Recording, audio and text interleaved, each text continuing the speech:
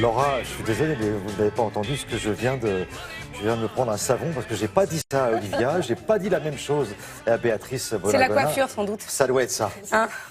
Alors, on commence par des Donc, feux de circulation. Oui, mais justement, qui sont totalement en résonance avec cette semaine et avec cette journée de la femme du 8 mars. Ça se passe en Australie. Mary-Catherine Rogers était la première élue en 1920 au gouvernement local. Et pour lui rendre hommage, regardez, dans la ville, ils ont transformé les feux de circulation. Parce que finalement, les feux de circulation, a priori, ce sont des hommes. Quand on regarde les petites silhouettes qui indiquent le feu rouge. Bon, bien désormais, c'est à l'effigie de Mary-Catherine Rogers. Et c'est cette femme-là qui est représentée sur tous les feux de circulation dans la ville. Et ce, pendant une durée de 1 an. Ah, pendant 1 an? Oui, pendant 1 an. Oui, parce que finalement, une journée, c'est pas assez. Absolument. Et une journée, c'est pour lancer les projets qui vont avoir lieu sur 1 an, 2 ans et pourquoi pas ad vitam. Mais nous, on a fait 1 semaine hein, quand même. Oui. Mais toute Mais l'année. déjà, nous, on est tellement une équipe féminine et représentée. D'ailleurs, Absolument. France 2 a fait un petit clip en remerciant les femmes qui travaillaient pour France Télévisions et qui étaient à l'antenne. Il y a une majorité du clip qui sont issues des femmes de Télématin. 80% de femmes dans l'équipe. Ah oui, c'est énorme. De Télématin. Oui. Bravo, William. Oui. On continue, On part en Hongrie avec une initiative « Comment inciter les jeunes à apprécier la musique classique ». Regardez, je trouve ça assez malin comme procédé.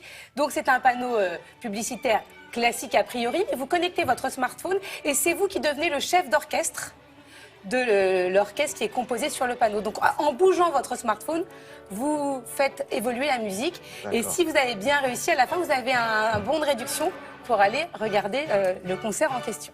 Il faut que je me mette à tout ça, il faut vraiment que j'y Non, mais arrive. vous allez déjà voir des concerts. On Bien s'adresse sûr, là à mais une ça me fait population. plaisir dans la rue comme ça de pouvoir diriger un orchestre. Il faut aller en Hongrie, on peut y aller ensemble si vous voulez. Puisque je suis votre rêve, on peut voyager ensemble. Ah bah écoute, avec grand plaisir.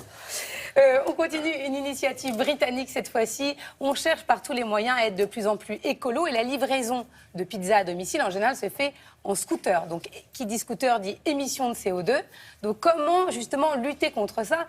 Regardez, donc c'est une société qui s'appelle Sodo Pizza qui a eu l'idée de faire livrer ses pizzas par des gens qui courent. C'est-à-dire qu'il n'y a plus de scooter, c'est les baskets et on a la pizza dans le sac à dos et on part livrer en courant. Alors moi je dis, là ils ont l'air très habiles, mais j'aimerais bien voir le résultat à l'arrivée. Et en plus, ce qui est assez amusant, c'est qu'ils utilisent Periscope, qui est un moyen via Twitter de voir en live ce qui est filmé. Et donc vous pouvez suivre votre livreur de pizza jusqu'à vous pour être sûr qu'il n'a pas fait tomber la pizza sur le chemin. Et si vous n'êtes pas livré dans les 2 jours, vous êtes remboursé. Vous avez une réduction. Non mais c'est vrai que c'est assez intelligent, parce que non seulement ça encourage à faire du sport dans son métier, ça, c'est sûr. Et en même temps on reste écolo. T'imagines le pauvre gars à la fin de la soirée? Il l'a choisi. Hein. Il peut en manger après des pizzas. Le problème, il a dépensé des calories. Et là, on revient à Paris. En faisant des travaux de rénovation, la RATP est tombée sur des affiches des années 50 et a décidé de les montrer au public. Donc regardez, il y a 60 ans, à quoi ressemblaient les affiches publicitaires. Donc c'est en essayant de tout nettoyer qu'ils ont retrouvé ces véritables affiches. Et donc voilà.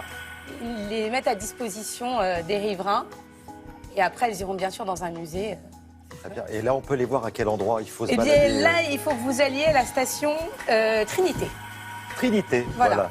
Chemin de Ligne fer. 12. Ligne 12, voilà. On peut aussi y aller ensemble, c'est un peu moins sexy que le voyage en Hongrie. Non, mais on va vous laisser, Béatrice, on s'en va. Et justement, je vais terminer avec une start-up française qui était présente d'ailleurs à la journée de la femme digitale, qui s'appelle Data Calab. Ils se sont dit, voilà, c'est très bien, il y a plein de tests pour tester l'avis des consommateurs quand vous dégustez un yaourt, vous testez une voiture, ce que vous ressentez. Après, on vous fait remplir un petit questionnaire, mais finalement, ça passe par la case cerveau. Donc, ils ont décidé de créer un bracelet connecté que je porte actuellement et qui est activé. Donc, en fonction de ce que vous me dites, Thierry, je vais réagir différemment. Mes émotions vont être différentes. Je vous donnerai le résultat. Je pense que quand vous m'avez dit que j'étais votre rêve, il y a dû avoir un pic énorme d'émotions. Vous me tenez au courant. Hein, et c'est très important. scientifique. C'est pas du tout un gadget. C'est grâce à la micro-sudation qu'on peut arriver à savoir quelles sont vos émotions.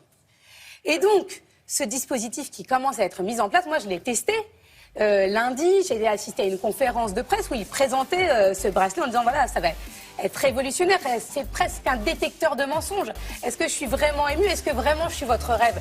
Moi, je vais vous mettre le bracelet à votre poignet tout de suite pour voir si, quand j'apparais le matin, si je suis vraiment il y a sincère. un pic Bien sûr. d'émotion. Sinon, je vais voir que tout ça n'est que du mensonge. Et donc, effectivement, on m'a donné ma courbe. Voilà. Et là, vous voyez certains pics. Et à un moment, le pic le plus haut, c'est quand une des personnes de la scène est tombée. Donc j'ai eu peur pour cette personne. Donc j'ai eu un pic. Et à un moment, on m'a cité. Là aussi, j'ai eu un autre pic. Donc c'est très scientifique. Et voilà, ça s'appelle le fil data. Voilà, on est dans le data. Je vous ai expliqué ce que c'est, la Bien donnée. sûr. Voilà. Donc maintenant, on est dans le fil data. Bon, Et c'est français, donc bravo. Merci beaucoup. Merci Laura, c'était très sympa.